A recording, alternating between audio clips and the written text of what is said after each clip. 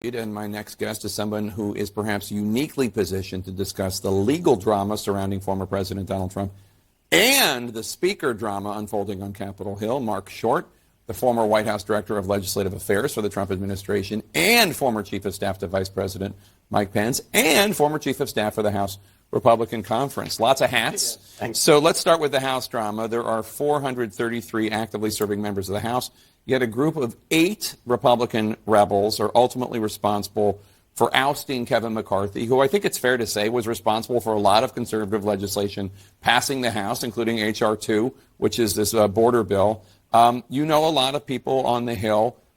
Is this how it should work, that one person, Matt Gaetz, should be able to bring a motion to vacate and 8 Republicans should be able to, unite with the minority party and topple the speaker? No, certainly not. And I think you saw when Pelosi was speaker, she certainly didn't allow that one motion to vacate within her conference. And I think whoever succeeds Kevin will make sure that that rule is changed. I don't think it's the way it is. But to be fair, it was negotiated by Kevin when he became speaker back in January. It was a condition to get some of the members to support him. But I don't think it's a healthy process, Jake. No, it's pretty crazy. What do you think what do you think the House Republicans are all saying to each other right now? Not the. I know you don't want to curse, but in terms of figuring out a way forward, we had Congressman Graves on. He said, as you just said, you got to get rid of that motion to vacate. What other things do you think they're saying? Well, I think it's appropriate to give them a few days to get away, come back on Tuesday, have a forum, allow people to present their issues forward. But I think that what's concerning is we really are $33 trillion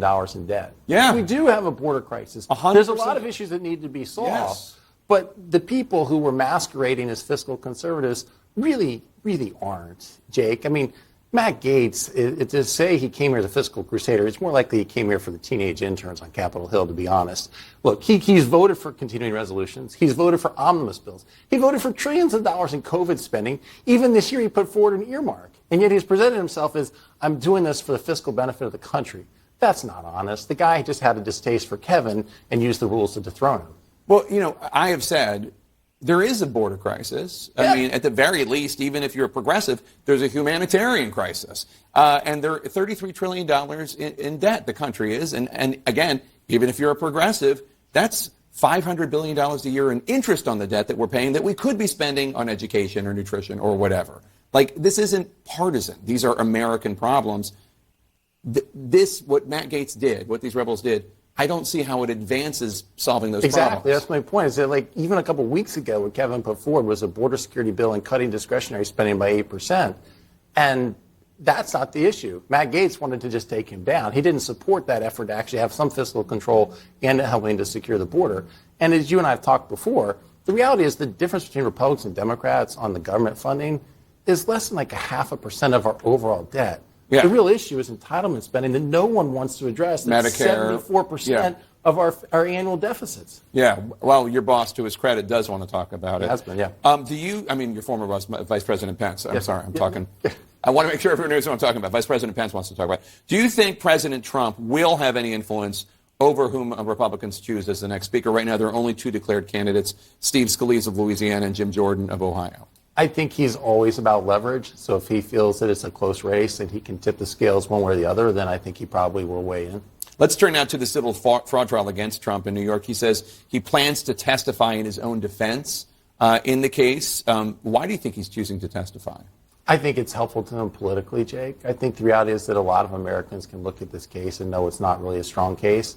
The reality is that as a real estate developer, anyone would know that even if he did fraudulently assess what the valuations were, anyone who would lend him money would do their own valuation on it. And he paid back those loans. And so I think that for a lot of Americans, this is viewed as just a politically charged prosecution. Yesterday, Trump was admonished by the judge for a social media post attacking the judge's law clerk, making the false allegation that the law clerk, who's not a public figure, was Chuck Schumer's girlfriend. Again, that's a smear. It's not true. What do you think is going through Trump's mind right now? And are we going to see these kind of attacks get wilder as the trials and the campaign continue?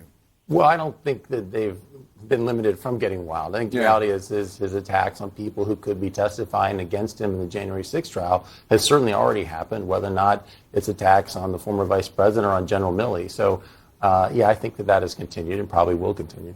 All right, Marc Short, good to see you again. Thank Jake, you so thanks for much. having me. Good to Appreciate see it. you. Coming up next.